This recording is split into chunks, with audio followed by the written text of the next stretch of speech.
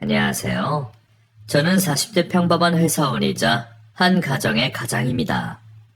회사를 다니다 보면 이런저런 스트레스에 해소법들을 찾곤 하는데 저에게는 이곳의 속 시원한 스토리들이 해소법 중 하나이네요.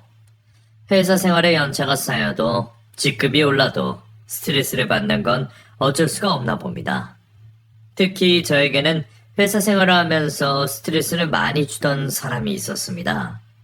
이제는 기억이 희미해져서 얼굴도 기억 안 날 정도로 오래된 이야기지만 제가 당했던 괴롭힘과 그 사람과 있었던 사건만큼은 절대로 잊혀지지가 않네요. 우연히 그 옛일이 생각나 저도 사연을 보내보려고 합니다. 저는 남들과는 출생부터 많이 달랐던 사람입니다. 부모를 모르는 공화 출신이죠. 이름과 생년월일만 적혀있는 쪽지와 포대기에 쌓여 작은 박스 안에서 발견된 저는 고아원으로 들어가게 되었어요. 그나마 다행이었던 건 저는 제가 태어난 날을 알 수 있었고 저를 키워주시고 보육해주시던 보육원 선생님들께서 모두 좋으신 분들이었다는 거죠. 원생 한 명 한 명을 자신의 친자식처럼 대해주셨던 원장 선생님과 다른 보육 선생님들 덕분에 저는 행복한 어린 시절의 기억을 가지고 있었어요. 다른 친구들보다 눈치가 빠른 탓인지는 몰라도 이미 학교를 들어가기 전에 저는 제 상황에 대해서 이해를 할 수 있었고 긍정적으로 받아들일 수 있었습니다. 아마 그 모든 것이 마음 저 밑에서부터 진심으로 아이들을 대해주셨던 선생님들 덕분이 아닐까 싶어요. 모난 것 없이 자란 저는 학교를 들어가서도 많은 차별과 놀림을 받았지만 대부분의 것들을 무시하고 긍정적으로 받아들이면서 밝게 생활하게 되었습니다. 그리고 무엇보다 학업에 충실하게 임했어요. 혹여나 학업에 충실하지 않으면 고아라는 편견으로 남들에게 손가락질을 받을 것 같아 더욱더 충실했던 것 같습니다. 그리고 언젠가는 누구의 도움 없이 해야 할 홀로 서기를 위해서 학업에 충실해야 했죠. 우수한 성적으로 대학을 입학하게 된 저는 제 상황 때문인지 봉사활동에 관심이 많았고 제가 나왔던 보육원 말고도 여러 봉사활동을 다니면서 바쁜 대학 생활을 보내게 되었습니다. 그리고 대학 졸업과 동시에 대기업에 입사할 수 있었어요. 일부러 준비한 것은 아니지만 제 수많은 봉사활동 기록이 도움이 되었던 것 같습니다. 평범한 사회 구성원이 되었다는 안도감도 잠시, 빡빡한 생활과 회사에 따라가기만 해야 하는 업무에 지겨움을 느끼게 되었어요. 몸과 마음이 힘들고 연봉이 적더라도 저는 업무에 관해서는 제 주도로 일을 하고 싶었거든요. 저는 긴 고민 끝에 결국 회사를 퇴사하게 되었습니다. 이후 저는 제 전공을 마쳐서 한 식료품 회사에 들어가게 되었습니다.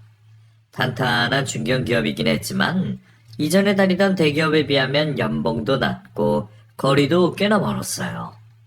하지만 무엇보다 마음에 들었던 건 선진적인 기업 문화와 함께 다양한 프로젝트를 시도할 수 있는 환경이었죠. 직급이 낮아도 무엇이 되었든 제가 이끌어 나가는 프로젝트를 하고 싶던 저에게는 너무도 좋은 조건의 회사라고 생각되었습니다. 다행히 경력직 채용이 있어 기회를 놓치지 않고 입사를 하게 되었죠. 많은 기대를 품고 근무를 하게 된 첫날, 저는 이 이야기의 주인공인 한 사람을 만나게 됩니다. 바로 저희 부서의 부장님이신 허기창 부장님이었어요. 작은 덩치에 하얀 피부까지 또래 남성들보다 젊은 모습의 허 부장님의 첫인상은 매우 좋았습니다. 그런데 그런 인상과 달리 까칠한 성격으로 저를 무척이나 경계하는 모습을 보였어요. 동료들과 인사를 마치고 과장님께 회의실에서 업무에 관해서 설명을 받게 되었는데 굳이 부장님께서 따라 들어오시더군요. 그때까지는 단순히 새로 들어온 부하 직원에 대한 관심으로 생각했습니다. 그런데 아니더군요. 그래도 바로 이해하는 것 같아서 다행이네. 좋은 대학의 전공 분야이기도 하고 대기업 출신이라서 그런가? 최 대리 때문에 앞으로 내가 좀 편해지겠어. 과찬이십니다. 지도가 계속 필요할 텐데요. 이 부장, 아무리 첫날이라고 해도 굳이 칭찬할 필요 있어? 요즘 사람들 이상한 칭찬을 고지고대로 받아들인다니까. 지금 저 정도의 신임도 하겠구만. 오히려 내가 보기에는 영 수상한데. 진짜 대학이랑 그 회사 나온 거 맞아? 허이 자식 개입한 거 아니야? 허 부장님 장난이 너무 심하세요. 최대리, 허 부장님 말씀은 저렇게 하셔도 좋으신 분이니까 너무 위축되지 않아도 돼. 네 부장, 내가 지금 장난 같아? 회사 생활에 장난이 어디 있어? 최한석 대리라고 했나? 어쨌든 내가 계속 지켜볼 테니 긴장하고 있고, 어찌되었든 그만두기 전까지는 회사 생활 잘 해봅시다. 회사 첫날 실수를 하거나 밉보일 행동도 하지 않았기에 단순히 까칠한 상사로 생각했습니다. 제 일만 잘한다면 부딪힘 없이 잘 지낼 수 있을 거라 생각했죠. 그런데 제 착각이었는지 허 부장님은 유독 저만 가지고 까칠하게 굴었죠. 최대리, 좀 와봐. 이거 보고서 양식이 왜 있다고야? 네? 저는 이전에 있던 그대로 알려주신 대로 한 보고서입니다만. 그러니까 왜 그대로 하냐는 말이야. 자네, 회사에서 뽑은 이유가 뭐라고 생각해? 그 찬란 대학 졸업하고 대기업에서 왔으면 뭔가 더 나은 모습을 보여줘야 하는 거 아니야? 좀 더 한눈에 확 들어오고 가독성 좋게 만들어서 가져와봐. 그런데 상부에도 올리실 거면 기존 보고서 양식 그대로 하시는 게 좋지 않을까요? 최대리가 부장이야? 최대리가 결제받으러 가? 왜? 그 좋은 대학에 대기업 나왔으니까 나 정도의 부장은 무시해도 된다는 건가? 주변에 있던 동료들도 표정이 굳는 걸 보니 누가 봐도 저를 괴롭히려고 하는 모습이었습니다. 그뿐만이 아니었죠. 점심시간 전 업무를 시켜놓고 돌아오면 저를 빼놓고 이미 동료들을 이끌고 식사를 하러 간다거나 일부러 마감 시간 전에 중요한 서류를 줘놓고는 마감 전까지 빨리 하라며 불가능한 일을 재촉하기도 했죠. 지금까지 살면서 제가 있던 곳 어디에서나 꼭 한 명은 있었던 종류의 사람이라 그냥 무시하며 회사를 다녔습니다. 직속 상사이다 보니 별다른 수도 없었고 허 부장님을 제외하면 동료들이나 업무 환경 모두 마음에 들었기에 괜찮았어요. 그리고 주말에 맞아 봉사활동을 하고 나면 일주일 스트레스가 싹 다 가시고는 했죠. 그러면 또 한 주를 버틸 힘이 생기고는 했습니다. 그러다 우연히 회사에서 지원을 해주는 보육원에 봉사활동을 하다 한 여성분을 만나게 되었어요. 보육원과 우리 회사를 연결시켜주신 개인 복지 사업을 하는 분이라고 들었는데 생각보다 젊은 나이에 제가 한번 놀랐고 아름다운 미모에 한 번 더 놀라게 되었죠. 봉사활동을 많이 해서 익숙한 저를 보고는 그 여성분도 호기심이 생겼나 봅니다. 처음 뵌 분인데 봉사활동 하시는 게 익숙해 보이시네요? 대학 다닐 때부터 여러 봉사활동 많이 다녔어요. 특히 보육원 같은 곳은 저에게도 특별한 의미가 있는 곳이기도 해서 내부를 잘 알고 아이들 원하는 것도 잘 알아요. 아, 그러셨구나. 저 김가은이라고 해요. 원래는 복지소에서 근무하다가 너무 일하는 게 제한적인 것 같아서 그만두고 제가 기업과 보육원을 연결시키는 일을 하고 있어요. 좋은 일 하시네요. 저는 최한석이라고 합니다. 근데 저랑 비슷하시네요? 저도 그러한 이유로 저번 회사에서 나와서 이곳에 들어오게 되었는데. 그래요? 그럼 우리 친구예요. 가지고 있는 생각도 비슷하고 서로 봉사활동도 중요시하고 나이도 우리 엇비슷해 보이는데? 한석 씨 정도의 나이에 봉사활동 관심 있는 사람도 드문데 우리 친구로 지내면서 친하게 지내요? 우리는 서로에게 이끌리듯 대화를 나누게 되었고 친구로 서로를 알아가기 시작했습니다.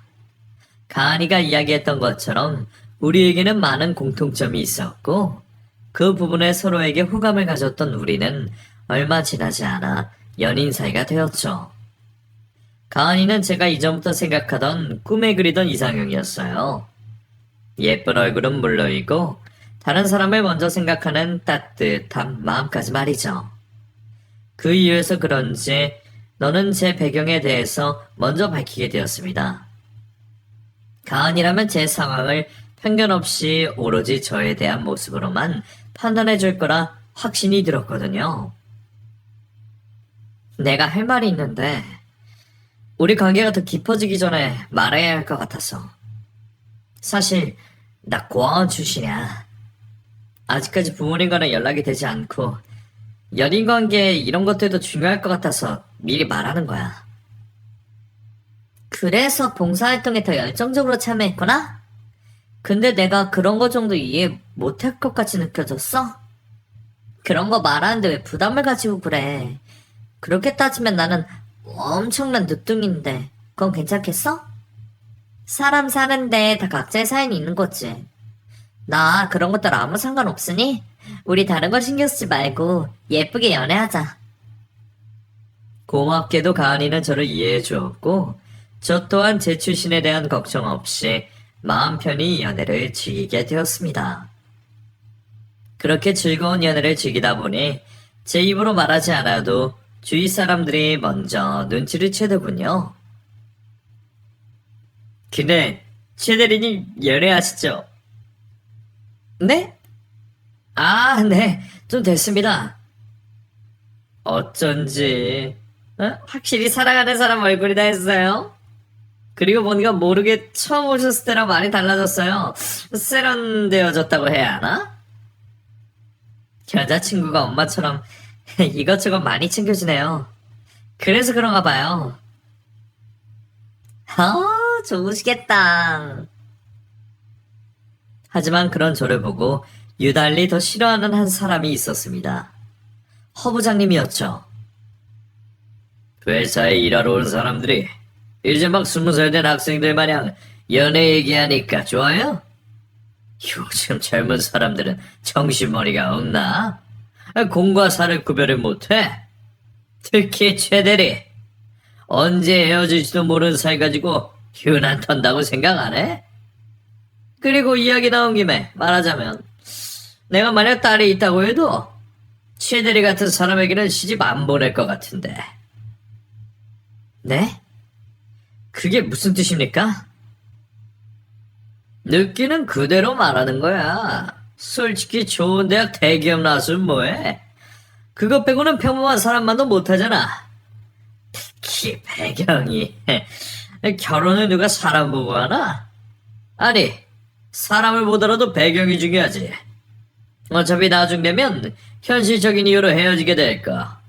김치국 마시지 말고 조용히 맡은 업무나 열심히 해요. 그 말을 하고는 탕실로 가는 허 부장님을 멈춰 세우려고 했습니다. 제가 고아인 것을 가지고 비꼬는 듯한 말에 저도 울컥했기 때문이죠. 그때 주위에 있던 동료들이 말리더군요. 아니 정말 최 대리님 참으세요. 가셔서 뭘 어쩌시려고 그래요. 사과라도 들어야 하지 않겠어요? 아무리 직속 상사라고 해도 할 말이 있고 아닌 게 있죠. 그럼 다음은요? 다음 일은 어떻게 감당하시려고요? 허 부장님 전화기까지 노총각이라 히스테리 부리시는 거예요. 최 대리님 말고도 다른 사람들도 연애 때문에 허 부장님께 당한 게 여러 번이라고요. 그 유명한 노총각 히스테리니까 무시하고 이번에 참으세요. 저희가 나중에 심했던 거 아니라고 허 부장님께 말할게요. 그때까지는 몰랐습니다. 당연히 그 나이에 부장까지 달고 있으니 결혼을 했을 거라 생각했어요. 또래 나이 비슷한 직급 회사 상사들과 비교해도 벌써 중학생 자녀를 두고 있을 나이였거든요. 노총각 히스테리가 면죄부가 될 수는 없었지만 제가 참고 넘기기로 했습니다. 그 당시만 해도 시대적 상황이 노총각, 노춘의 히스테리가 당연하게 받아들여졌으니까요. 허 부장님의 히스테리와 괴롭힘은 그 뒤로도 계속되어 갔지만 저는 불쌍한 사람의 한풀이라 무시하며 일일이 대응하지 않고 회사 업무에만 집중하게 되었습니다. 그리고 퇴근 후 가은이와 보낼 생각에 허 부장님 말은 귀에 들어오지도 않았어요. 우리는 예쁜 사랑을 계속해 갔고 어느덧 가은이와 연애를 한 지도 2년이라는 시간이 흘렀죠. 그러다 어느 날 가은이가 깜짝 놀랄 소식을 저에게 전했습니다. 가은이 부모님께서 저를 보고 싶어 한다는 소식이었죠. 정식으로 인사를 드리고 싶은 적은 많았습니다만 어른들이라면 좋아하시지 않을 고와 출신의 중고차 하나 없는 형편이다 보니 괜히 인사를 드리러 갔다 눈밖에 날 것 같아서 차일피일 미루게 되었죠. 직접 가은이 통해서 저를 보고 싶다고 말씀을 하셨다니 더는 미룰 수가 없을 것 같았습니다. 정식으로 인사를 드리러 가게 되었죠. 가은이 부모님을 뵙기 전 마음의 준비를 단단히 했습니다. 가은이 부모님께서 어떤 편견을 가지고 보시든 위축되지 말고 제가 가은이를 사랑하는 진실된 모습 그대로 보여주기로 마음먹었고 어떤 어려움이 있어도 가은이를 포기하지 말자는 다짐이었죠. 푸근한 인상으로 저를 반갑게 맞아주신 가은이 부모님께서는 입이 떡 벌어질 만큼 진수성찬을 차려주셨어요. 최대한 예의를 차리며 식사를 하려고 했는데도 너무나도 맛있는 상차림에 밥을 2공기나 비우게 되었죠. 정신이 팔려 먹을 땐 몰랐는데 첫 인사를 드리러 온 날 너무 개걸스러운 모습을 보인 게 아닌가 싶어 실수를 했다 싶었습니다. 그래도 다행히 그런 저를 보시고도 가은이 부모님께서는 좋게 말씀을 해주시더군요. 요즘 남자들도 깨작깨작 먹는 사람들이 많던데 남자답게 먹는 모습이 보기 좋네. 그리고 맛있지 않은 밥을 2그릇이나 먹었으니 차린 보람도 있고. 죄송합니다. 너무 맛있어서 먹다 보니 제가 실례를 한 것 같아 죄송합니다. 실례는 무슨. 우린 정말 잘 먹어줘서 너무 고마운데. 그리고 집밥이 얼마나 그립겠어. 어? 오히려 집밥 먹는 것처럼 편히 먹어줘서 내가 더 고마웠네. 실은 가은이가 자네 만나기 전에 귀띔을 해줘서 대충은 자네 사정을 알고 있네. 그래서 여기까지 찾아오는 것도 큰 마음 먹고 왔을 거라는 것도 짐작하고 있고. 그런데 우리들 앞에서는 편하게 행동하게. 자네 사정이 뭐 어때서 그래? 마음 착하고 성실하고 매사 열심히 살고 덕분에 좋은 대학 나와서 대기업에도 입사했었지 않았나? 그것뿐이야? 남들은 보장되는 연봉과 삶에 만족하고 살아가는데 꿈을 쫓아서 퇴사까지 결정하고 적성에 맞는 회사로 들어갔다지? 그리고 지금까지도 봉사활동 하러 다닌다면서 어디서 자네 같은 사회감을 찾겠나? 사람은 배경이 중요한 게 아니야. 결혼이 사람 대 사람이 하는 건데 사람이 중요하지. 우리 딸 열심히 그리고 소중하게 키웠네. 자네가 가은이 평생 사랑해준다고 약속만 해준다면 나는 당장에 자네를 사이로 맞이하겠네. 그래, 우리 가은 평생 사랑해줄 수 있어? 바로 입에서 당연하다고 말을 했어야 했는데 전혀 예상하지 못한 장모님의 말씀에 너무 놀랐고 그 따뜻한 위로로 인해 눈물이 먼저 흘러나왔습니다. 지금까지 세상을 살며 받았던 무시와 조롱들이 단번에 녹아내리듯 사라지는 것 같았어요. 이루 말할 수 없을 만큼의 큰 감동으로 인해 한참을 울고 있는 제 손을 장모님과 장인어른께서는 따뜻하게 잡아주셨습니다. 그 가슴 따뜻했던 밤을 생각하면 아직도 콧잔등이 시큰하네요. 그렇게 인사를 드리러 간 날 예상치 못하게 교제 허락이 아닌 결혼 허락을 받게 되었고 천천히 결혼 준비를 하게 되었습니다. 전원 생활을 하시는 장인 장모님께서는 자신들은 이제 더 이상 돈 들어갈 곳이 없다며 감사하게도 아파트를 구해주셨습니다. 아무리 은퇴를 하시고 노후 자금과 함께 자식 결혼 비용을 저축하셨다고 하지만 그 큰 돈을 선뜻 내주시는 게 감사했어요. 한참 모자란 저를 배려해 주시는 장인 장모님 덕분에 금전적인 부분에서 걱정을 덜게 되었습니다. 그 후에도 결혼 준비로 여자친구와 저는 바쁘고 힘든 일정에 치여갔지만 둘이서 그 고생을 하는 것도 좋았어요. 고생을 하고 있지만 행복했죠. 하지만 결혼에 대해 저에게 조언을 해줄 사람이 곁에 없어서 하나부터 열까지 결혼을 한 주변 사람들에게 물어봐야 했고 회사 동료들에게 쉬는 시간과 식사 시간 틈을 이용해 결혼 준비에 도움이 되는 이야기를 듣고는 했죠. 혹시나 저희 부장님께서 제 결혼 이야기를 듣고서는 또 무슨 시비를 걸어올까 싶어 나름 조심한다고 조심했는데 좁디 좁은 사원들 관계로 인해서 듣게 되었나 봅니다. 제 걱정대로 이번에도 괜한 트집을 잡아 시비를 걸었죠. 최대리, 진행한다는 프로젝트 왜 이렇게 진행 보고가 늦어? 요즘에 결혼 준비로 바쁘다고 하더니 일과 시간에도 결혼 준비에 여념이 없나? 딴짓거리 하면서도 월급 따박따박 나오니 좋아? 좋냐고? 부장님, 저번에 올린 보고서에 다음 예정 보고서 제출날이 적혀 있었습니다. 변화값에 대한 데이터가 확인되려면 시간이 필요하다는 이유도 적혀 있고요. 그리고 일과 시간 중에는 절대로 사적인 일을 하지 않으니까 괜한 추측성 오해는 안 해주셨으면 합니다. 아, 맞다. 우리 잘난 최대리였지? 내가 잘못했네. 잘못했어. 그럼 우리 일과 시간에는 일만 열심히 하는 최대리님 자리로 돌아가셔서 열심히 일해주세요. 덕분에 우리 회사가 잘 돌아갑니다. 그 후에도 제가 잠시라도 딴짓을 하는 모습이 보이면 대놓고 주위 회사 사람들에게 들으라며 큰 소리로 알리고는 했습니다. 이미 주위 직원들도 저를 싫어하여 부장님이 괜한 트집을 잡는 것을 알고 있어 관심 가지진 않았지만 제 입장에서는 회사 내에서 소란스러워지며 부당한 대우를 받는 게 점점 더 참기 힘들어지기 시작했죠. 그나마 참을 수 있었던 건 제 곁에 여자친구가 있었기 때문이었습니다. 아름다운 여자친구가 곧 제 아내가 되어 함께 가정을 꾸린다고 생각하니 이 정도의 괴롭힘이야 견디어내자는 생각이 들더군요. 그래서 저도 부장님이 저에게 하는 대우를 최대한 무시하면서 지냈습니다. 그런데 제 결혼 때문인지 부장님은 더 유치하게 굴었죠.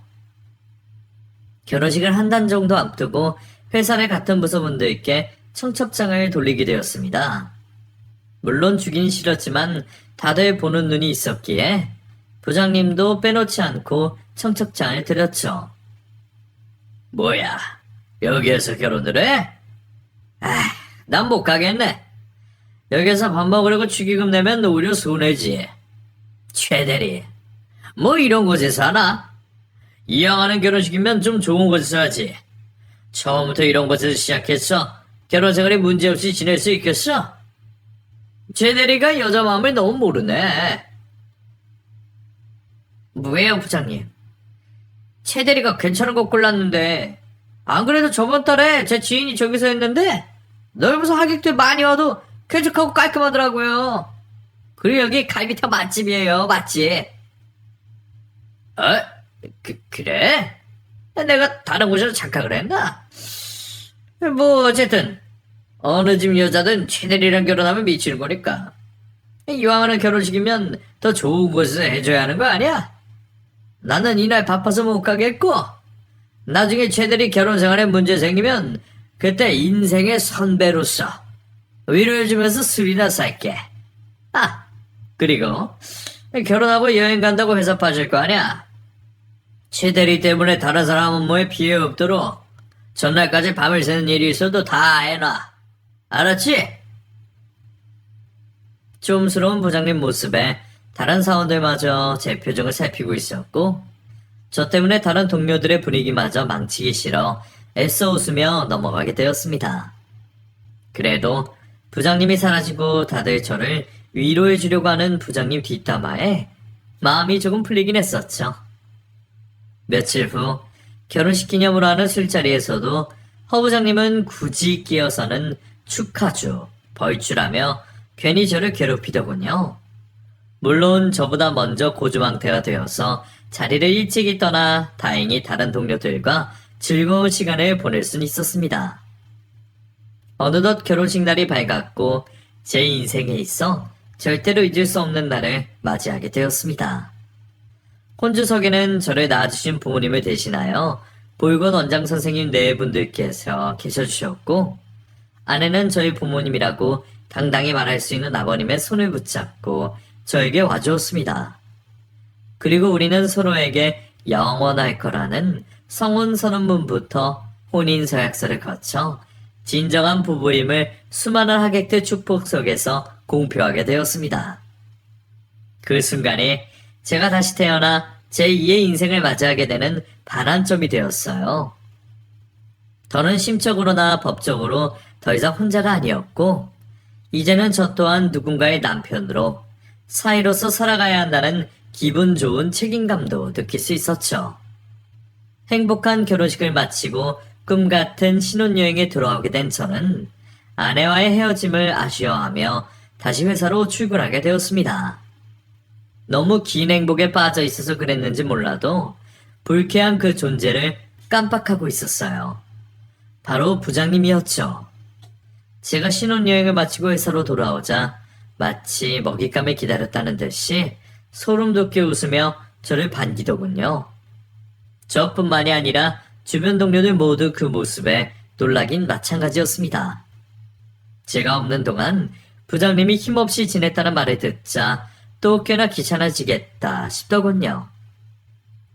아니나 다를까 점심시간이 되자마자 곧장 비아냥거리기 시작했습니다.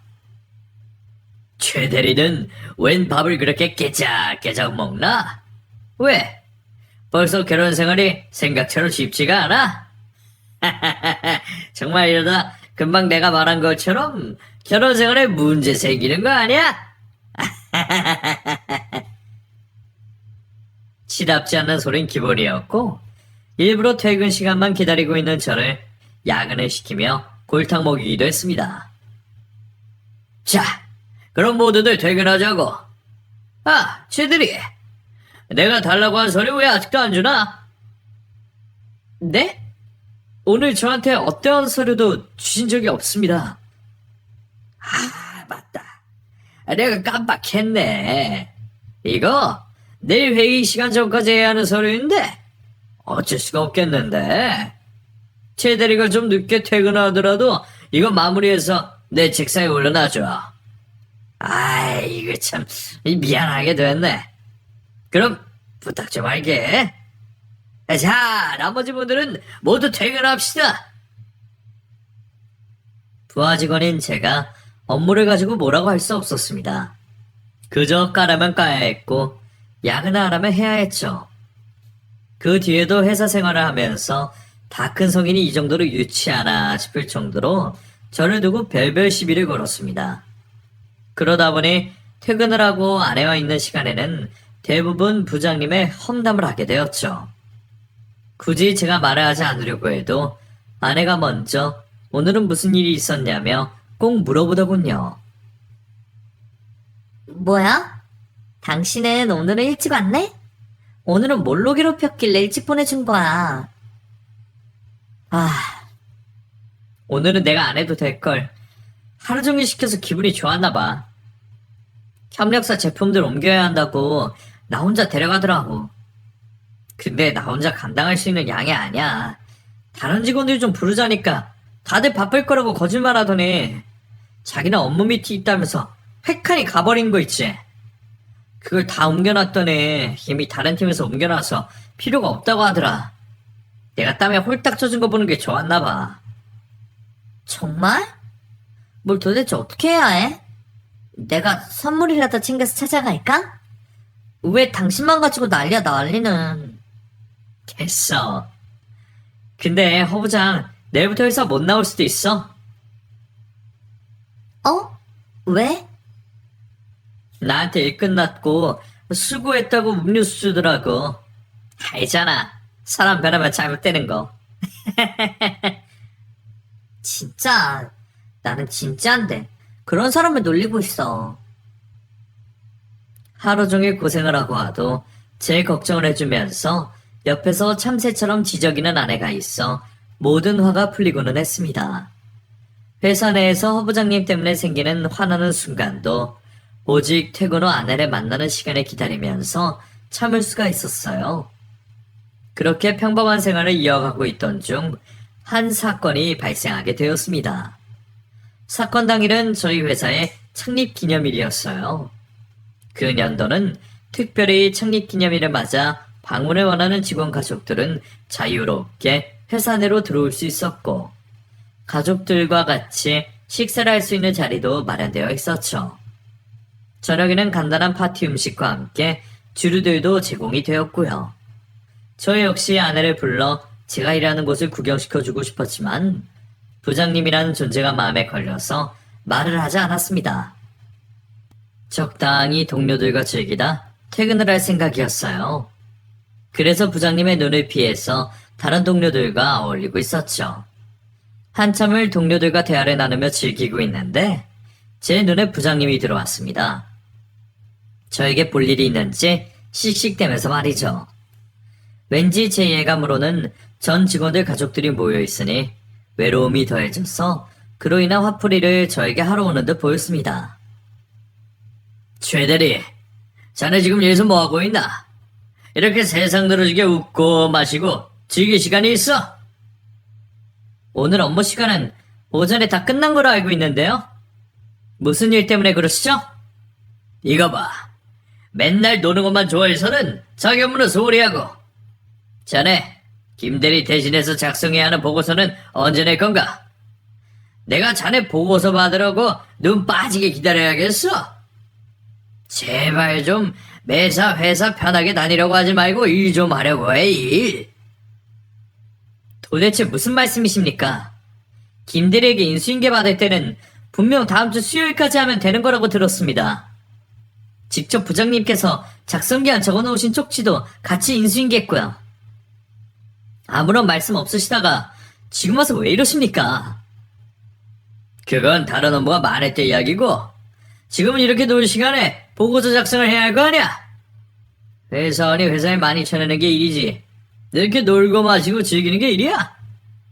이것도 업무 짓이니까 괜히 항명하지 말고 올라가서 일이나 해. 그리고 자네 점점 말대꾸하는 횟수가 증가하는데 여기 회사야. 나는 자네 상사고 결혼하고 나서부터 자네가 변한 것 같은데 자네가 결혼을 한 거지 나보다 위로 승진한 게 아니라고. 더는 좌시하지 않을 거니까 정신 똑바로 차려. 알았어? 부장 때문에 제 아내도 회사로 부르지 못했는데 말도 안 되는 트집을 잡고 시비를 거는 모습에 정말 참기가 힘들더라고요. 회사 내에서 정한 오전 일과로 인해서 퇴근한 직원들도 있었기에 저도 정당하게 업무 연장을 할 수 없다며 말을 하게 되었습니다. 못하겠습니다. 내일 야근을 하든 조기 출근을 하든 내일부터는 부장님 말씀처럼 회사 직원으로서 일을 열심히 하겠지만 오늘 업무 시간이 끝난 만큼 부장님 말씀이 부당하게 느껴집니다.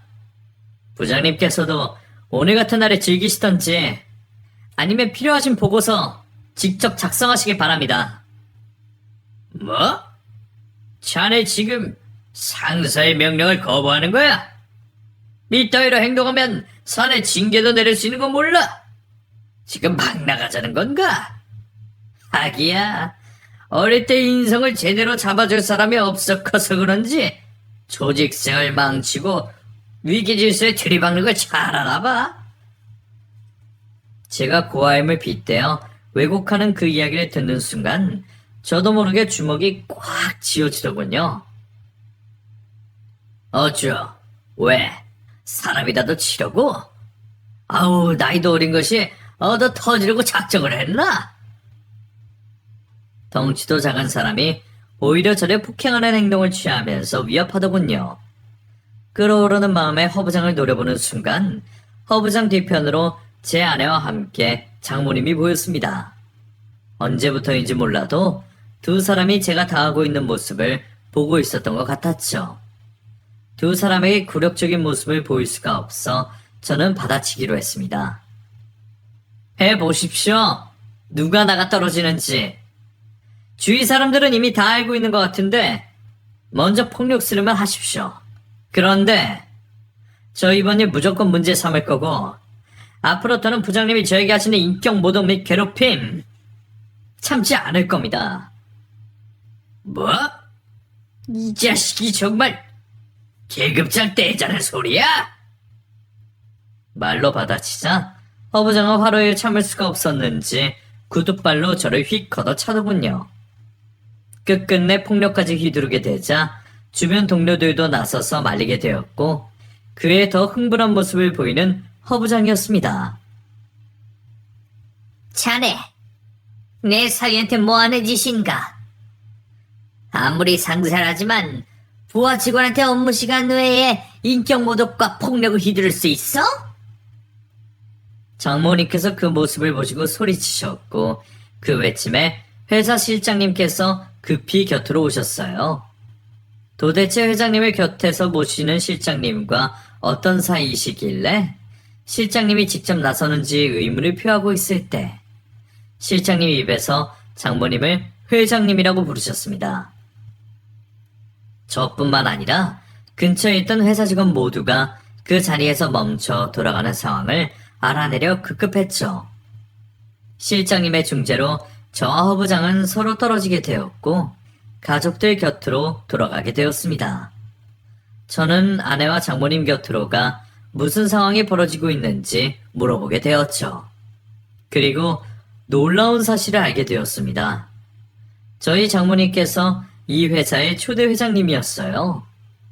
물론 초대 회장님께서 여성이라는 것도 알고 있었고 동상과 사진도 걸려 있었지만 젊은 시절의 모습으로 제가 눈치를 채지 못했었나 봅니다. 하기야 평범하신 우리 장모님을 애초에 회장님이라고 생각한 적이 없으니 설령 현재 얼굴이었다고 해도 알아보지 못했을 것 같아요. 어린 시절 가난한 형편 때문에 제대로 된 교육을 받을 수 없으시던 장모님께서는 부모님을 도와 시장에서 일을 도우셨다고 합니다.